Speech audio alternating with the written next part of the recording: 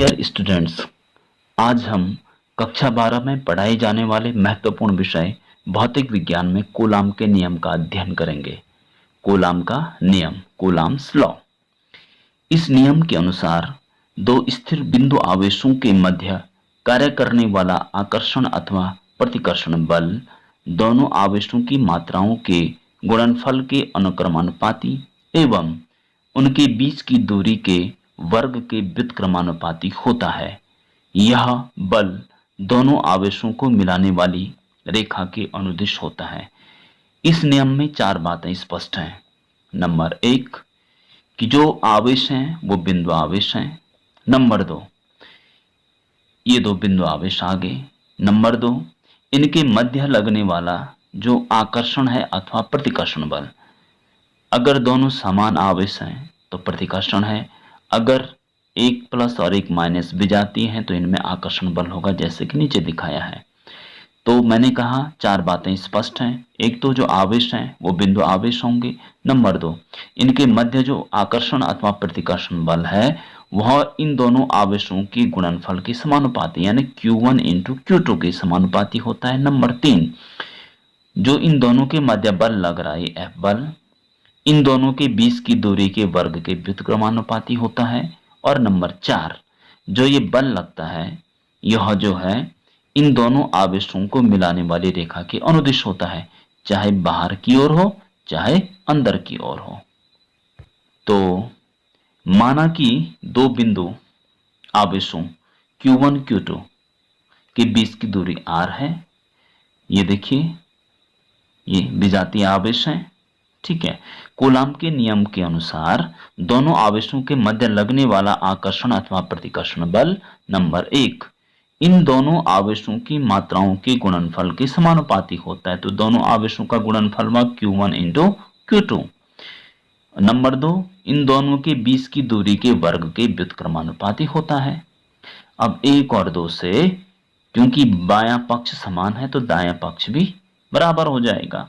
तो F समानुपातिक Q1 Q2 upon R square. और फिर यहां पे देखेंगे कि समानुपाती चिन्ह जब भी हटाते हैं उसके स्थान पे बराबर का चिन्ह लगाते हैं तो हमेशा एक स्थिरांक का प्रयोग भी करते हैं। यहाँ पे हमने K लिया तो F is equal to K Q1 Q2 upon R square. इसे हमने समीकरण नंबर 1 मान लिया।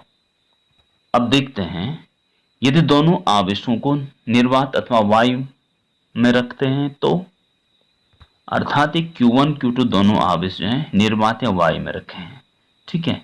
उस स्थिति में हमारे पास जो F is equal to K Q1 Q2 upon R square आया, वहां पे जो K का मान आता है वह लिखते हैं हम प्रयोगों के द्वारा 1/4 पाई एप्सिलॉन नॉट।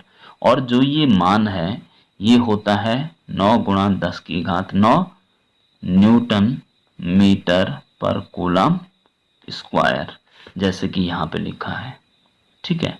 याद रखना जहां एप्सिलॉन नॉट, इसे एप्सिलॉन नॉट पढ़ते हैं। एप्सिलॉन नॉट निर्वात की विद्युतशीलता है। समीकरण 1 में K का मान रखने पर, यह है समीकरण 1, यहाँ पे K का मान रखेंगे 1/4 पाई एप्सिलॉन नॉट। तो फिर देखो क्या मिलता है, तो हमें इस प्रकार से मिलता है F not is equal to 1/4 pi epsilon not Q1 Q2 upon R square n। n क्या है, न्यूटन है। n न्यूटन के लिए लिखा है, बल का मात्रक न्यूटन होता है। ये कब है, जब दोनों आवेश निर्वात में रखे हैं। अब यदि दोनों आवेशों के मध्य कोई माध्यम हो, यानी कि अब ये दो आवेश जो हैं निर्वात में न हो करके, निर्वात में नहीं है, ये कोई माध्यम में रख दिए, माध्यम जैसे इनके कोई माध्यम मोम रख दिया, किसी भी प्रकार का एक माध्यम हो सकता है। तो उस स्थिति में एप्सिलॉन नॉट जो है निर्वात की विद्युतशीलता के स्थान पे माध्यम की विद्युतशीलता आ जाएगी। K का मान 1/4 पाई एप्सिलॉन हो जाएगा, जहां एप्सिलॉन माध्यम की विद्युतशीलता है और जो बल F है F is equal to 1/4 pi Q1 Q2 upon R square newton हो जाएगा। यानी एप्सिलॉन नॉट की जगह पे हमने एप्सिलॉन रख दिया। आपको ध्यान रखना है, ये बात ध्यान रखनी है, निर्वात में कूलाम बल का मान सर्वाधिक होता है। अब देखिए एफ नॉट अपॉन एफ, देखिए यहां पे क्या आया, एफ नॉट में एफ का भाग दिया तो एफ नॉट अपॉन एफ, इसमें इसका भाग दिया तो क्या आएगा, के आया। ठीक है, यानी निर्वात में कूलाम बल बटे माध्यम में कूलाम बल का जो अनुपात है वह की एक मान ले लिया हमने। ठीक है, इसे माध्यम का परावैद्युतांक कहते हैं। अब एफ नॉट का मान रखते हैं, हमें पता है 1/4πε0 Q1 Q2 upon R square, और एफ का मान कितना है 1/4πε Q1 into Q2 upon R square, और ये कितने के बराबर है, कैपिटल की के बराबर। अब हम देख रहे हैं 4π से 4π कट जाएगा, Q1 Q2 सब आपस में कट जाएंगे, और ये एप्सिलॉन नॉट अंश में जाएगा, एप्सिलॉन अंश में जाएगा और एप्सिलॉन नॉट हर में आएगा, तो हमारे पास आएगा epsilon upon epsilon not is equal to capital K. ठीक है, यही जो है यहाँ पे किया गया है, ये देखिए ठीक हो गया, और epsilon is equal to epsilon K into epsilon not. So यहाँ तक समझ में आ गया। यह निर्वात एवं माध्यम की विद्युतशीलता में संबंध है, ये भी आपने याद रखना है। इस प्रकार किसी माध्यम में कूलाम बल निम्नवत होगा, F is equal to 1/4πε0 into के आ जाएगा। ठीक है, माध्यम जब आएगा तो एप्सिलॉन नॉट के साथ साथ में के भी आएगा। माध्यम की विद्युतशीलता एप्सिलॉन होती है, हमने यही लिखा था। ये देखिए कूलाम बल क्या आ गया, ये आ गया, एप्सिलॉन के स्थान पे क्या रखा हमने, के एप्सिलॉन नॉट, तो फिर हमारे पास इस प्रकार से कूलाम बल आ गया। सभी परावैद्युतों के लिए के का मान 1 होता है, निर्वात में के का मान 1 होता है, वायु के लिए के का मान 1.00054 होता है, लेकिन गणना में हम इसको भी 1 ही लेते हैं, और याद रखिए धातु के लिए अनंत होता है। ठीक है, इस प्रकार से हमने आज कूलाम के नियम के बारे में सीखा। अब निर्वात की विद्युतशीलता भी देखते हैं क्या होता है।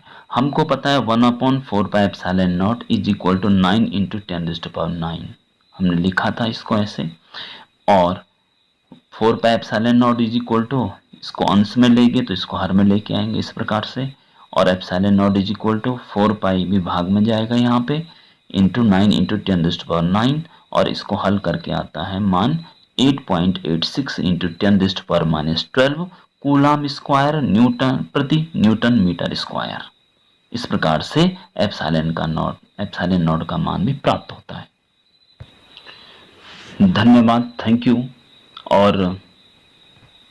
और अच्छे वीडियोस और अधिक जानकारी के लिए प्लीज सब्सक्राइब द चैनल को सब्सक्राइब करिए ताकि नोटिफिकेशन आपको तुरंत मिल जाए। और यदि आपकी कोई क्वेरी है आप कमेंट बॉक्स में प्लीज़ अवश्य लिखें। धन्यवाद।